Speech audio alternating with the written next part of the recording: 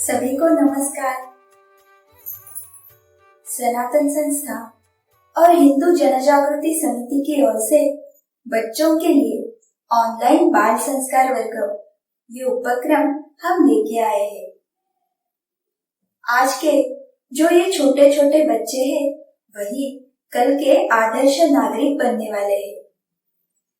इस हेतु से अभी इसी छोटे उम्र में ही उन पर हिंदू धर्म के बारे में, अपनी संस्कृति के बारे में, राष्ट्र के बारे में अच्छे संस्कार हो, यही इस बाल संस्कार वर्ग का उद्देश्य है।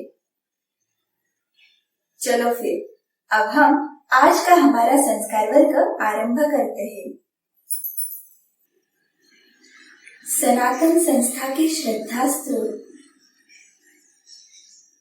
परम पूज्य भक्तराज महाराज तथा संस्थापक परात्पर गुरु डॉक्टर जयंत आठवले जी के चरणों में वंदन कर हम आज का यह बाल संस्कार वर्ग आरंभ करते हैं। अब हम श्री गणेश जी के चरणों में प्रार्थना करेंगे। सभी बच्चे अपने हाथ जोड़ेंगे, आंखें बंद करेंगे और श्री गणेश जी का रूप अपनी आंखों के सामने लाकर ये प्रार्थना मन ही मन सभी बच्चे करेंगे। हे श्री गणेश जी, आपकी ही कृपा से इस संस्कार वर्ग में सहभागी होने का अवसर हमें मिला है। हम आपकी शरण में आए हैं। हे श्री गणराया, इस संस्कार वर्ग में बताए जाने वाले सूत्र हमें समझ में आने दीजिए और उसके अनुसार आचरण करने के लिए आप ही हमें बुद्धि, शक्ति एवं क्षमता दीजिए। ऐसी आपके श्री चरणों में शरणागत भाव से प्रार्थना है।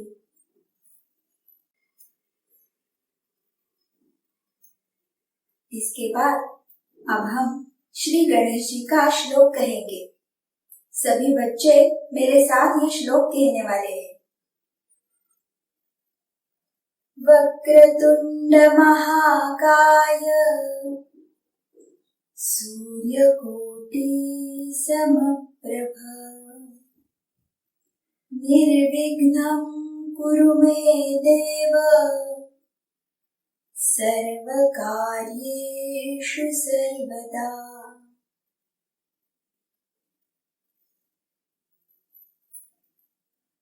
बच्चों, इस श्लोक का अर्थ आप सभी को याद है ना?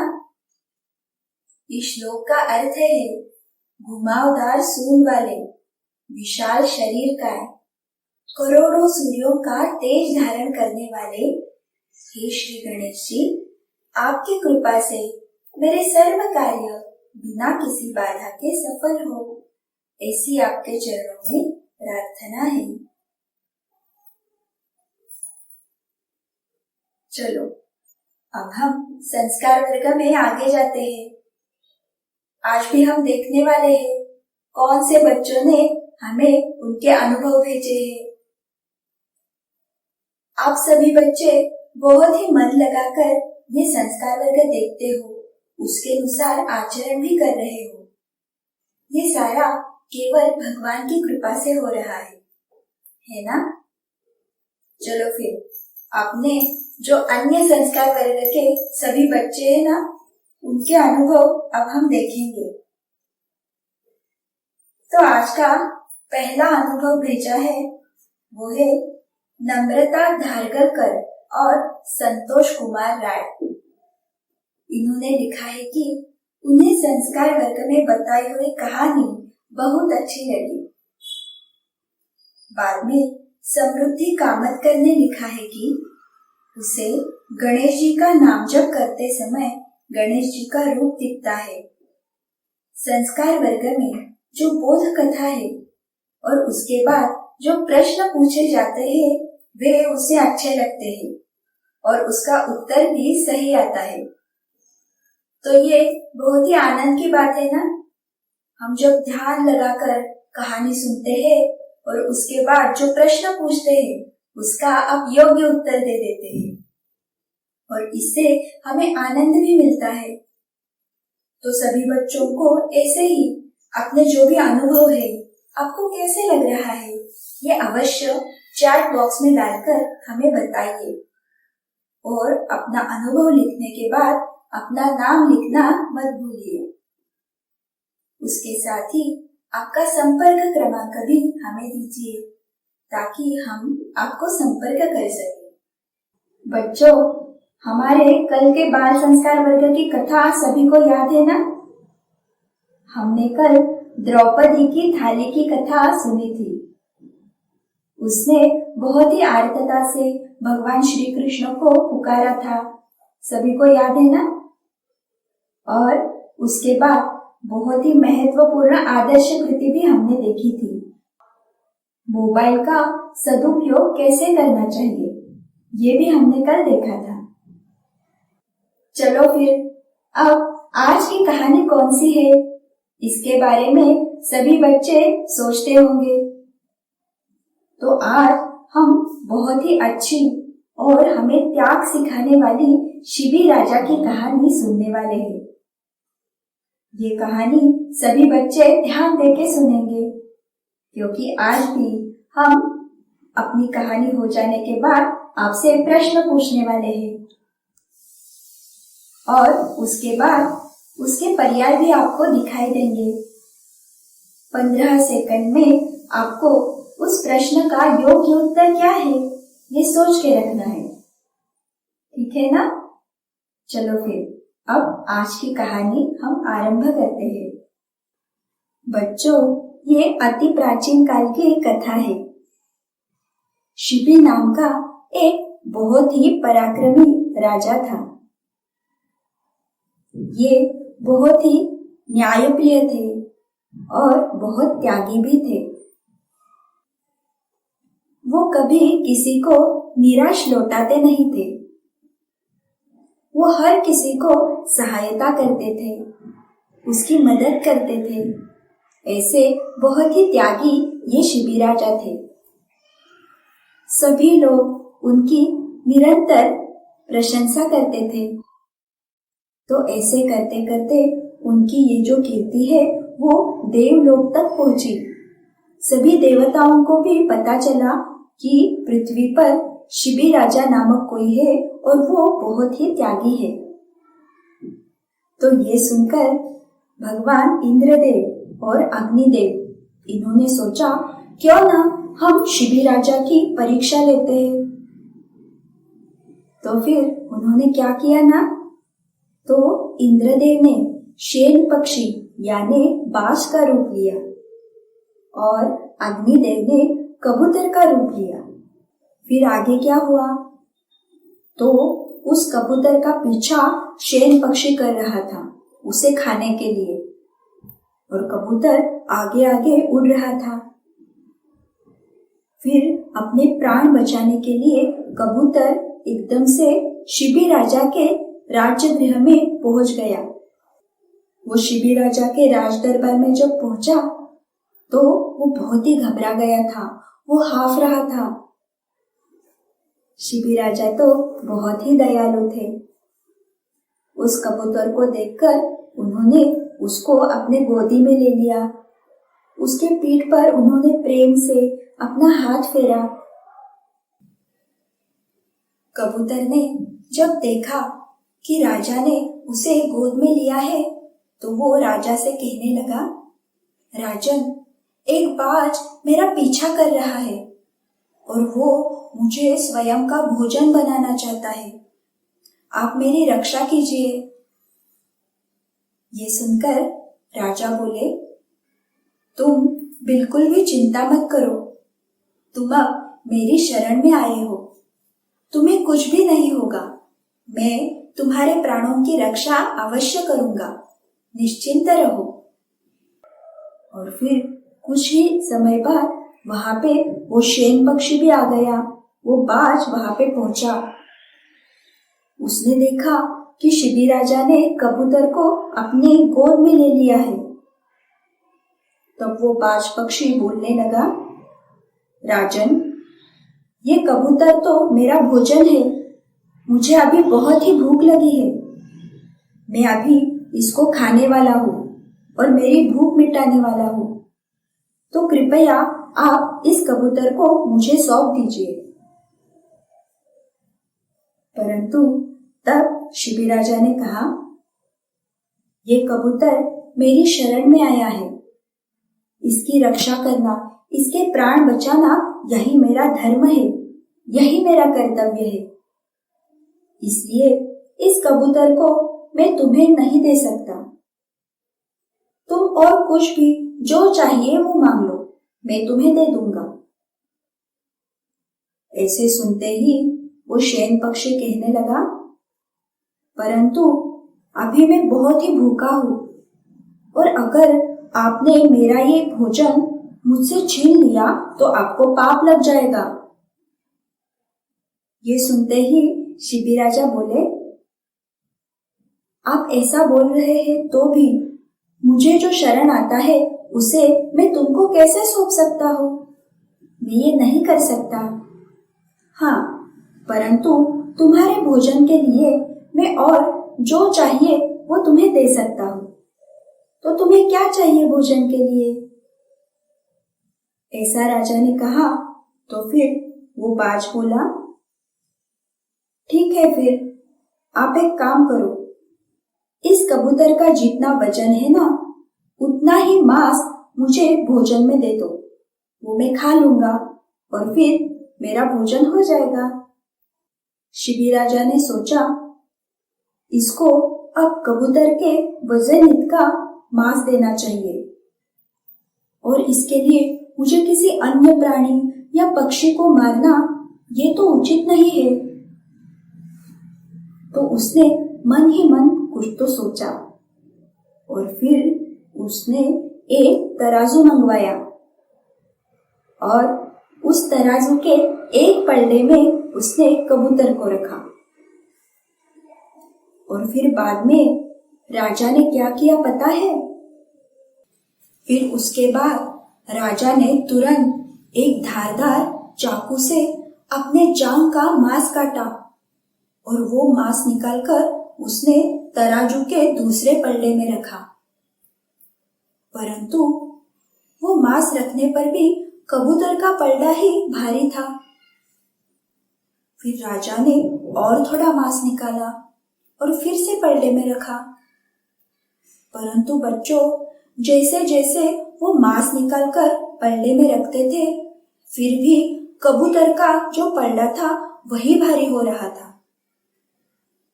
अब राजा को कुछ समझ नहीं आ रहा था क्या करना चाहिए, परंतु वो अपना वचन निभाना चाहते थे। तो उन्होंने क्या किया? तो जब मांस रखकर भी वो पल्ला नीचे नहीं जा रहा था, तब राजा स्वयं उठकर उस पल्ले में बैठने के लिए जा रहे थे।